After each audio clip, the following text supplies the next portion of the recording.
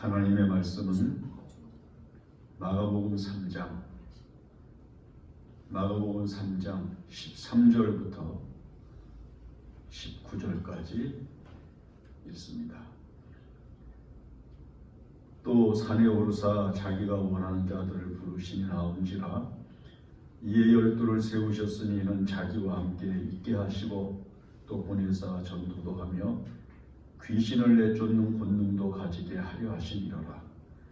이 12를 세우셨으니 시몬에게는 베드로란 이름을 더하셨고 또 세베대의 아들 야고보와 야고보의 형제 요한인 이 둘에게는 보아너게 곧 우레의 아들이란 이름을 더하셨으며 또 안드레와 빌립과 바돌로메와 마테와 도마와 알페의 아들 야고보와 및 다데오와 가나나인 시몬이며 또 가룟 유다니 이는 예수를 판 자로라. 아멘. 우리가 예수님을 믿으면 영생을 얻는 것을 확신합니다. 예수님이 십자가에 못 박혀 돌아가실 때 그 돌아가시기 전에 한편 쪽에 있던 강도가 예수님께 회개하는 마음으로 영생을 구하고 낙원에 들어가실 때 저를 기억해 달라고 하는 그 간단한 소원 한마디로 영생을 얻는 은혜가 임하였습니다. 그러면 당연히 우리의 마음속에 지뢰가 일어납니다. 그럼 예수 믿으면 구원받는데 교회는 다녀야 되는가? 이 땅에 세워져 있는 교회의 의미는 무엇일까? 왜 예수님께서는 교회를 세우게 하셨을까? 하는 의문이 듭니다. 교회의 목적은 다른 데 있는 것이 아니라 예수님께서 이 땅에 하나님의 심판이 임할 때까지 하나님의 복음을 증거해야 할 거룩한 사명을 그 제자들에게 주시기 위해서 교회를 세우신 것입니다. 교회의 목적은 단순합니다. 교회의 목적은 복음을 전하는 데 있습니다. 그 교회의 목적을 위하여 복음을 전하면서 살아가는 것이 제자된 사람들의 의미입니다. 그 복음을 전하면서 하나님 앞에 예배도 드리고 그 복음을 전하기 위해서 기도도 하고 그 복음을 전하기 위해서 예물도 드리고 그 복음을 전하기 위해서 신령한 교제도 하는 것입니다. 그래서 예수님께서 제자를 부르셨습니다.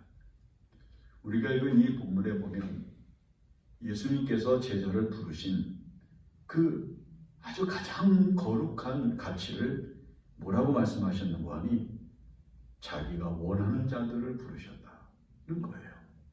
즉 내가 제자가 되기 위해서 예수님에게 나온 게 아니고 내가 그리스도의 사람이 되기 위해서 내가 선택을 하고 내가 결정을 해서 나온 것이 아니라 예수님께서 부르셨기 때문에 나오게 된 거라고 말씀합니다. 그러면 예수님의 제자가 되어 그 예수님의 부름을 받고 예수님의 원하는 사람으로 이 세상을 살면서 그 예수님의 뜻을 이 땅에 이루고자 한다면 우리는 어떤 의미를 가지고 이 세상을 살아야 합니까? 마더 데레사가 제자를 뽑을 때 자기에게 제자가 되기 위해서 들어온 사람들에게 3가지를 받다잖아요. 그 첫째는 무엇을 주든지 잘 먹는가? 그날 어떤 음식이 차려지든지 맛있게 감사하면서 잘 먹는가? 그 다음에 2번째는 아무리 속상한 일이 있고 괴로운 일이 있어도 다른 사람 앞에서는 미소를 지고 웃을 수 있는가? 그 다음에 3번째가 아무리 육체가 힘들고 피곤하고 괴로운 일이 있어도 잠을 잘 자는가? 이 3가지를 봤다고 그래요. 이 3가지를 잘 감당하면 제자로서 마땅한 사람이 될 수 있다고 생각을 했고, 이 세 가지가 충족되지 않으면 제자의 의미를 다할 수 없다고 생각을 했다는 거죠. 이렇게 이 세상에서 어떤 목적과 일을 위해서는 일꾼을 뽑는데, 여러분, 우리가 지금 이 세상에서 지금 가장 각색의 일이 이 땅 위에 많이 있는데, 그 일을 위하여 사람들을 선택을 합니다. 그래서 그 사람의 목적을 위한 선택을 하게 되는데, 학력도 보고, 또 어떤 때에는 가족 관계도 보고, 또 어떤 때에는 기능도 보고, 어떤 때에는 그의 성품도 보고, 여러 가지를 종합을 해서 그 일에 합당한 사람으로 선택을 해서 일꾼으로 삼고, 그리고 그가 일하는 것에 대한 적당한 대가를 지불하는 것을 우리가 사회 속에서 보고 있는 것이죠.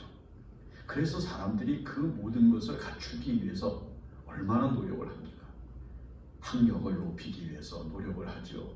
경력을 쌓기 위해서 노력을 하지요. 기능을 갖추기 위해서 애를 쓰지요.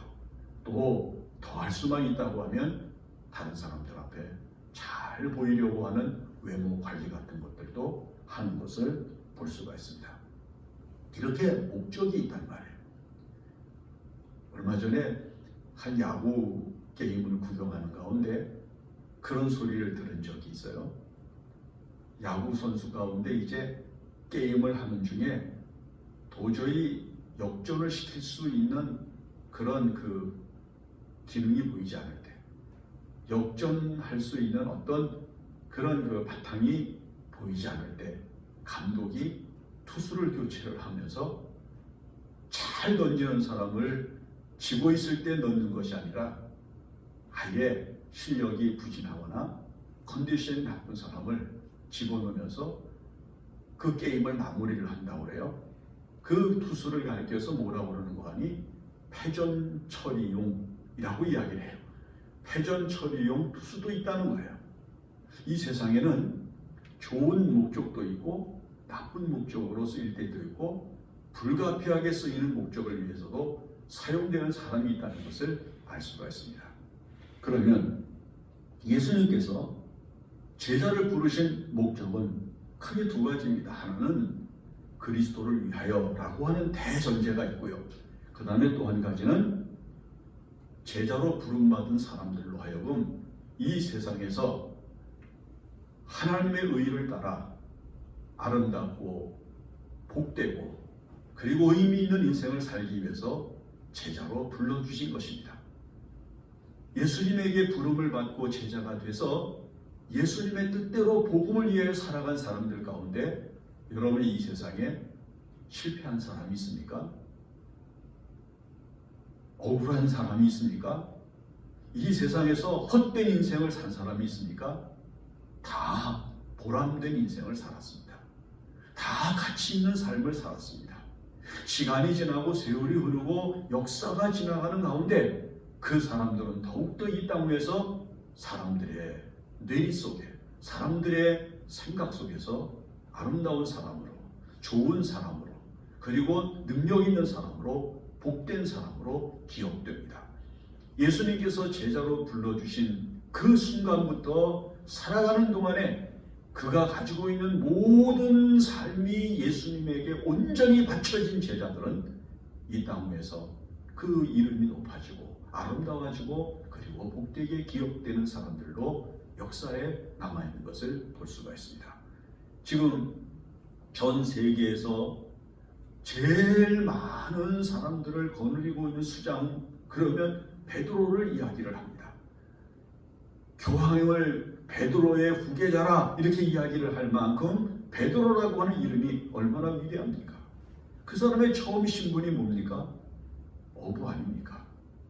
누구도 이 세상에서 알아주지 않았던 사람이었지만은 그는 예수님에게 부름을 받은 이후에 예수 그리스도의 사람이 되고 예수 그리스도를 위하여 사는 사람이 됐고 예수 그리스도를 위하여 죽는 사람이 되었을 때 그의 이름이 이 땅 위에서 불명예스러운 사람으로 기록된 것이 아니라 가장 명예로운 이름으로, 가장 훌륭한 이름으로 기록이 돼서 역사 속에서 가장 찬란한 이름을 빛내고 있습니다. 아마 이 지구상에서 가장 거대한 건물을 가지고 있는 것도 바로 베드로 성당, 베드로라고 하는 이름이 가지고 있는 아름다운 의미라고 하는 것을 우리가 생각을 합니다. 그러면 예수님께서 12명의 제자를 부르셨는데 그 12명의 제자를 부르신 이유와 의미가 우리가 이 본문의 말씀에 아주 명쾌하게 기록이 되어져 있어요. 그 첫째는 뭐라고 했는고 하니 예수와 함께 있는 은혜를 주시려고. 사람이 이 세상에 살면서 누구하고 있는 게 가장 큰 행복입니까? 자식은 부모와, 제자는 좋은 스승과 함께 있는 것이 행복 아닙니까? 그러나 이 세상에 있는 모든 사람들은 부분적이죠. 시간이 지나면 헤어집니다. 때가 되면 곁에서 사라질 수밖에 없습니다. 그러나 이 세상에 있는 사람은 다 내 곁에서 때가 되면 점점 멀어지게 되고 나에게 실망과 그리고 탄식을 불러일으키게 하지만은 예수님께서는 내 곁에 계시면서 나를 강하게 하시고 나를 즐겁게 하시고 나를 평안하게 하시고 나를 만족하게 하신 은혜로 함께 하시기 위해서 예수님께서는 제자들을 불러서 자기와 함께 있는 것을 가장 큰 은혜로 여기게 하셨던 것입니다. 우리가 예수님과 함께 있을 때 가장 행복합니다. 우리가 예수님과 함께 있을 때 안전합니다. 우리가 예수님과 함께 있을 때 만족합니다. 우리가 예수님과 함께 있을 때 즐겁습니다. 그래서 예수님과 함께 있는 이 영광을 자기의 가장 큰 은총으로 여길 수 있게 하시기 위해서 베드로를 부르셨을 때 베드로가 자기의 모든 잡은 고기와 고깃배를 버려두고 예수님을 따라 나섰고, 마태는 레위는 자기 자리, 공무원의 자리를 과감하게 박차고 일어나서 예수님의 뒤를 따라가 예수님과 함께하는 길을 걸어갑니다. 그러므로 사람이 세상을 살면서 예수님과 함께 있는 것이 얼마나 복된 일입니까? 사도 바울이 디모데후서 4장에서 디모데에게 편지를 써서 너는 어서 속히 내게로 오라. 가죽 종이에 쓴 것을 가져오고 겉옷을 가져오라고 부탁을 하면서 그가 그에게 하는 말을 들어보십시오. 복음의 시초에 나와 함께한 자가 지금은 하나도 없고 다 나를 버렸으나 내가 그들에게 허물을 돌리지 않기를 원하노라. 주께서 내 곁에 계셔서 나를 강하게 하심은, 이렇게 말하면서 사도 바울은 예수님께서 자기 곁에서 지금도 함께 계시는 분이라고 확신하고 있음을 증언합니다. 이 세상의 모든 사람들은 자기에게 은혜를 받았고 자기하고 함께 은혜로운 길을 걸었고 그리고 자기하고 많은 결심들을 했었지만은 때가 되니까 다 물러가고 자기 곁에서 사라져갔지만, 자기를 섭섭하게 했지만 예수님은 자기 곁에 계셔서 오히려 자기를 강한 마음을 갖고 강한 영혼으로 붙들어 주고 계신다는 것을 확신하는 말씀을 전하고 있는 겁니다. 우리가 예수님과 함께 있을 때 강해집니다. 우리가 예수님과 함께 있을 때 더욱 강해질 수 있습니다. 우리 영혼이 힘을 얻습니다. 우리 인생이 힘을 얻습니다. 우리의 삶이 힘을 얻습니다. 우리는 예수님과 함께 있는 이 즐거움을 놓치지 말아야 합니다. 예수님께서 제자를 부르신 목적은 사람이 예수님과 함께 있을 때 가장 큰 은총과 영광을 얻을 수 있는 존재로 살아갈 수 있다고 하는 것을 보여주시기 위해서 제자를 불러 곁에 두신 것입니다. 그러면서 예수님은 마지막에 뭐라고 말씀합니까? 승천하시죠. 내가 세상 끝날까지 너희와 함께 있느니라. 그 다음에 두 번째는 이렇게 말씀하죠. 보내사 전도도 하게 하시고. 예수님께서 보낼 때가 있어서 일꾼으로 부르신 거예요. 보내야 될 때가 있는 거예요. 목적이 있단 말이에요. 근데 그 목적하는 보낼 곳이 어딘고 하니 사도행전에서 땅 끝까지 라고 말씀을 합니다. 즉 복음이 더 이상 갈 수 없는 지역까지 내가 저들을 보내기 위해서 내가 택하였다고 말씀을 합니다. 즉 예수 그리스도의 이름, 그 거룩하고 아름다운 이름, 생명과 구원의 은총으로 우리에게 나타나신 하나님의 그 놀라우신 영광을 땅끝까지 전해주기 위해서 우리를 부르셨다는 거예요. 그래서 이 부르심을 알게 된 사람들이 뭐라고 고백을 했습니까? 나의 나 된 게 하나님의 은혜라. 그리고 예수님께서 하신 말씀, 너희가 나를 택한 것이 아니라 내가 너희를 택하여 세웠나니라고 말씀하신 그 말씀을 생각하면서 감사하면서 그가 보내는 곳은 어디든지 가겠다고 다짐하고 갔습니다. 우리가 찬송가 중에서도 악을 골짜 빈들에도 어디라도 가겠다고 찬송을 부르면서 하나님 앞에 헌신을 다짐합니다. 예수님이 보내시는 것이 좋은 것이든 괴로운 것이든 힘든 것이든 속상한 것이든 생명을 잃어버릴 수 있는 위기가 있는 것이든 보냄을 받은 사람들은 다 흩어져 갔습니다. 그래서 기독교의 역사를 순교의 역사라고까지 말하는 것은 예수님께서 보내신 의미를 알고 생명보다도 귀중한 것이 예수 그리스도의 이름이라는 사실을 확신하면서 그 이름을 땅끝까지 전하기 위해서 사람들은 아무 받을 것도 없는 값없는 소명을 가지고 그 사명을 위하여 생명을 바치며 나아갔던 것이죠. 기독교의 전쟁 역사를 보십시오. 얼마나 많은 사람들이 생명을 버렸습니까? 단지 복음이라고 하는 것 하나 때문에 예수 그리스도께서 보내셨다고 하는 이 거룩한 사명 하나를 가지고 그들은 생명을 버렸습니다. 기독교의 역사는 그러므로 피의 역사입니다.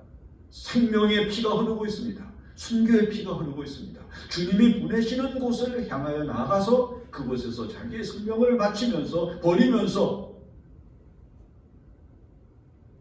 예수 그리스도의 이름을 나타내었고 증거하였고 그리고 능력으로 삼았습니다. 예수님께서 제자들을 부르신 목적은 그리고 이 교회를 세우신 목적은 다른 데 있는 것이 아닙니다. 보내어 전도하게 하시고 보내어 하나님의 말씀 나타내게 하시고 하나님이 살아계신 것과 그가 자기를 찾는 자들에게 상 주시는 이심을 보여주기 위해서 예수님께서는 제자를 택하고 그들을 보내셨어요. 그러므로 우리는 끊임없이 복음을 전하기 위해서 노력을 해야 되고 수고를 해야 합니다. 헤스팅이라고 하는 사람이 쓴 글에 그의 친구가 1844년에 피지섬을 방문했던 이야기를 쓰고 있죠. 야만적이고 아주 흉폭했던 이 남양 분도에 있는 섬들을 향해서 많은 사람들이 갔는데 그 섬에 있는 사람들이 복음을 받기 전에는 그저 사람을 돈으로 사고 팔고 그랬다고 그래요. 그 사람을 사가지고 자기가 주인이 되면 굶겨 죽일 수도 있었고 때려 죽일 수도 있었고 잡아먹을 수도 있었다고 그래요. 이렇게 무서운 야만적인 족속들을 위하여 선교사들이 복음을 들고 들어갔는데 이 피지섬과 남양분도 쪽에서 제일 많은 선교사들이 잡아먹혔다고 합니다. 그러나 지금은 이 피지섬과 남양분도 쪽에 약 3,000여 개의 교회가 세워져 있다고 해요. 그 야만적이고 흉폭했던 모든 문화는 사라져버리고 이제는 복음을 가지고 믿음으로 사는 사람들이 하나님의 교회를 세우고 하나님 앞에 예배하면서 기도하면서 감사하면서 사는 문화가 만들어졌다는 거예요. 이 복음을 전한 사람들의 희생과 복음을 전한 사람들의 수고와 복음을 전한 사람들의 생명을 바친 헌신이 그 섬을 바꿔놓았다는 거죠. 뭐 그뿐입니까? 얼마나 많은 사람들이 하나님의 복음을 증거했는지 모릅니다. 3세기경에 성 패트릭이라고 하는 사람에 의해서 하나님의 복음이 증거되었던 이야기 같은 것들이 참 아름답게 기록이 되어져 있지 않습니까?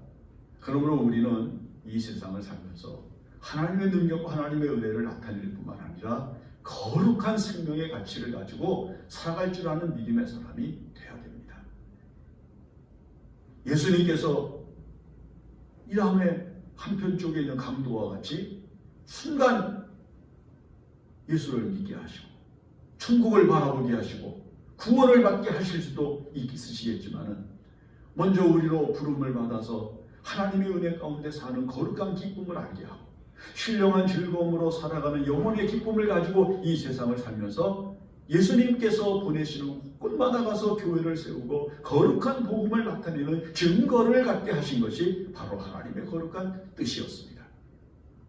중동 사람들이 우리 한국에서 많은 근로자들이 가서 거기에서 이제 일을 하면서 이제 생활을 했는데 놀라운 게 몇 가지가 있다고 그러잖아요. 그 첫째가 뭐냐면은 한국 사람들은 외국에 와서 살면서도 제일 먼저 교회를 만들고 그리고 예배를 드리는 게 제일 첫 번째였다. 중동 사람들이 그렇게 얘기를 했대요. 한국 사람들은 이 중동에 와서 일을 하면서 돈을 벌기 위해서 왔으면서도 먼저 교회를 만들고 그리고 거기에서 주일마다 모여서 예배를 드리는 것을 제1로 삼았다고 그렇게 이야기를 할 정도로 한국 사람들이 곳곳에 흩어져서 그리스도인들이 모여 하나님 앞에 예배하면서 사는 것을 가장 큰 즐거움으로 삼았고 그리고 복음을 나타내는 거룩한 기쁨을 가장 큰 행복으로 여겼다는 겁니다. 이제 우리는 이 복음을 전해야 할 이 사명을 소중한 주님의 뜻으로 알아야만 합니다. 절대 포기할 수 없는 복음을 전할 사명, 이 사명이 바로 우리를 부르신 주님의 목적이고 주님의 뜻입니다.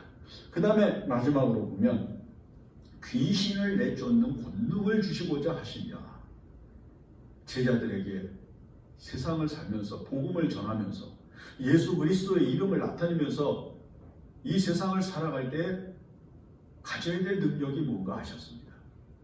당연히 그렇잖아요. 가서 일을 하려면 능력이 있어야 돼요.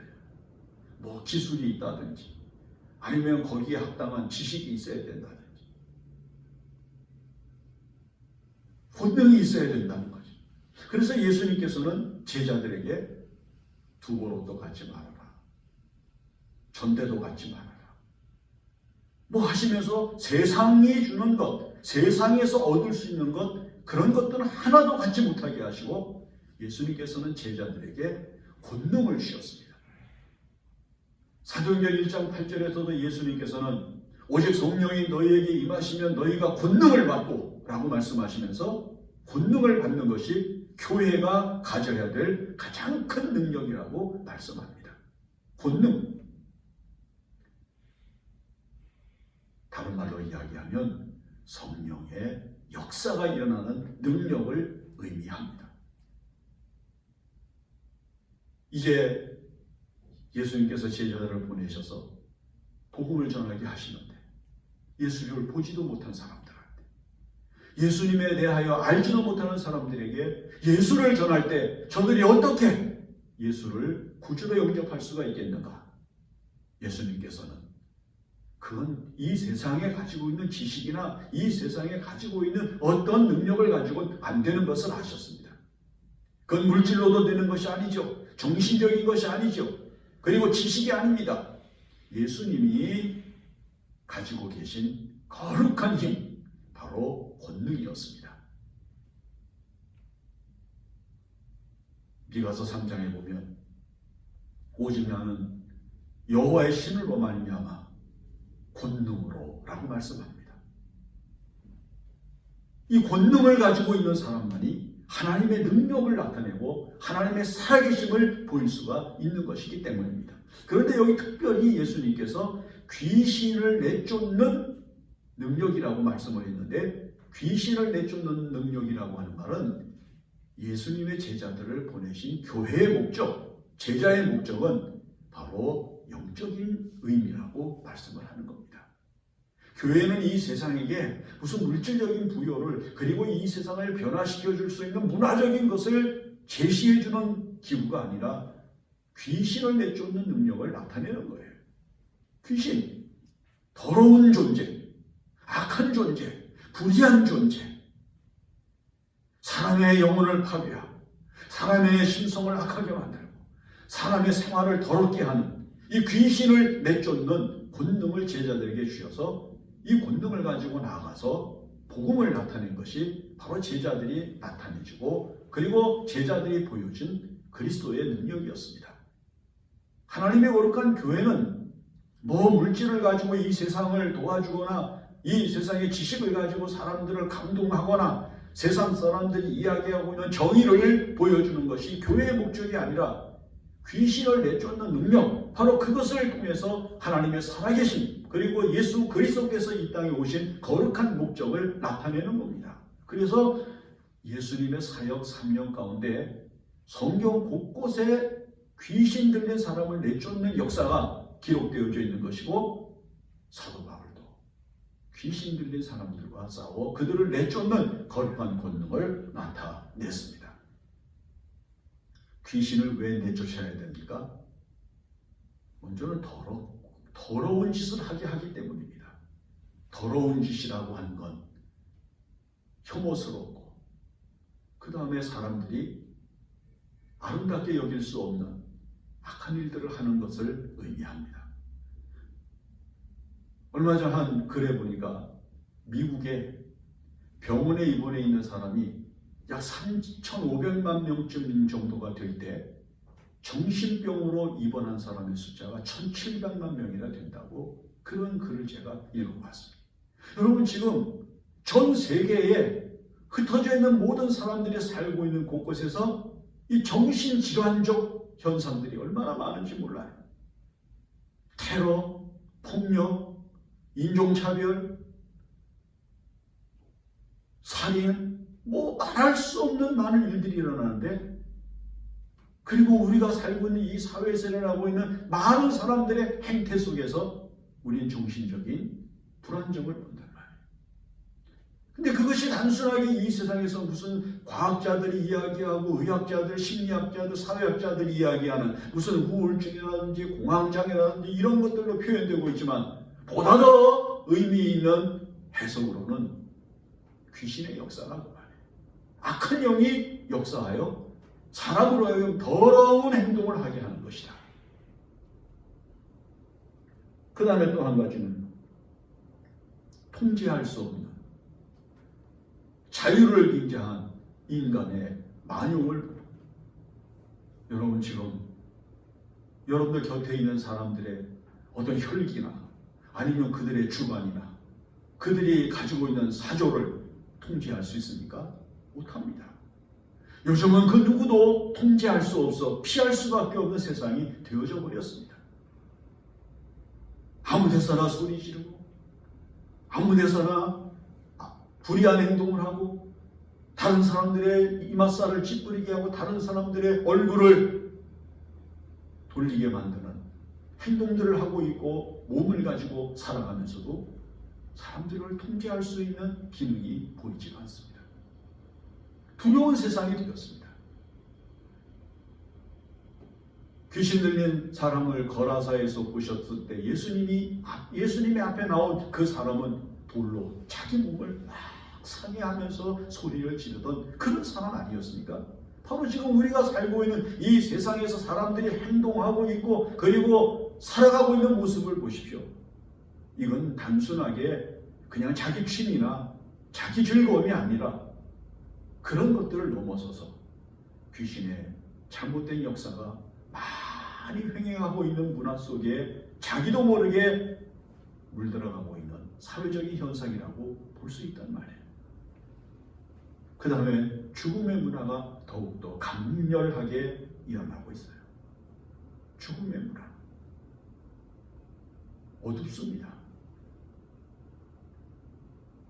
곳곳에서 일어나고 있는 수많은 현상들을 보면 얼마나 많은 사람들이 이 죽음의 문화 앞에서 속수무책인지 몰라요. 어떤 사람은 1년에 100번 넘게 자살을 시도한 사람도 있다고 그러더라고요. 우리나라 사람들 가운데. 약 1년에 60만 명 이상이 자살을 시도한대요. 자살할 마음을 갖는데요. 그리고 그 중에는 1년 동안에 100번이나 자살을 시도하려고 했던 사람도 있다는 거예요. 생에 대한 의미, 삶에 대한 의미, 이 세상에 왜 태어났으며 왜 살아야 되는지에 대한 의미를 알지 못한 채 허망하게 세상을 살아가는 사람들이 얼마나 많은지 모르는 거예요. 그 다음에 보세요. 초대 이스라엘의 왕으로 선택이 되었던 사울은 하나님의 영이 떠나고 그의 마음속에 악령이 역사하게, 악심이 역사하게 되었을 때 그의 마음이 끊임없는 번뇌로 들끓었다고 성경이 기록을 하고 있습니다. 번뇌, 종잡을 수 없는 생각, 불안정한 마음, 평안치 못한 행태를 일으키는 의지들이 그의 마음속에서 끊임없이 발현해서 자기 주변에 있는 사람들을 두렵게 하고 불편하게 만들고 다른 사람에게 살인을 느끼면서 살아가는 그런 마음으로 살아가는 그런 행태가 사울 왕에게 있었단 말이에요. 여러분, 그가 이스라엘의 왕으로서 부족한 게 뭐가 있어요? 그에게 그런 일이 일어날 수 있는 이유가 무엇이에요? 하나님의 영이 있을 때에는 즐거웠고 하나님 앞에 찬양했고 하나님을 향하여 거룩한 제사를 드렸고 그 다음에 예언까지 했어요. 그러나 하나님의 영이 떠나고 그의 마음속에 악심이 들어와 그의 마음을 주장하게 될 때는 번뇌가 일어나고 근심과 걱정과 두려움이 끊임없이 그 마음속에 해일같이 일어나는 상황을 극복하지 못한 채 결국 맨 마지막에 그는 자기 생명을 스스로 끊으면서 삶을 마감하지 않습니까? 그러므로 예수님께서는 이런 세상을 향해서 제자들에게 권능을 주셨어요. 성령의 역사를, 즉 귀신을 내쫓는 권세, 이 귀신의 역사를 끝내고 귀신의 역사를 내쫓는 능력을 주셨을 때 제자들이 가는 곳에서는 귀한 평강의 역사가, 그리고 온전한 사람으로 회복되는 역사가, 그리고 거룩한 하나님의 영광을 찬양하고 그리고 자기 인생을 바르게 세우는 기쁨이 일어나게 된 것을 볼 수 있습니다. 제자로 부르심을 받은 것 얼마나 행복한지 모릅니다. 제자가 된 것이 얼마나 복된 일인지 모릅니다. 왜냐하면 시간이 지나가는 가운데 더욱더 아름답고 복된 인생으로 자기 자신이 가꾸어지게 하실 은총이기 때문인 것입니다. 기도합니다. 하나님 아버지, 예수님께서 우리를 제자로 부르신 것을 감사합니다. 이 제자로 부름받은 은혜를 감사하면서 주님이 보내시는 곳곳에서 복음을 나타내고 귀신을 내쫓는 능력을 나타내는 아름다운 제자가 되게 하여 주시옵소서. 예수님의 이름으로 기도합니다. 아멘. 이제 찬송가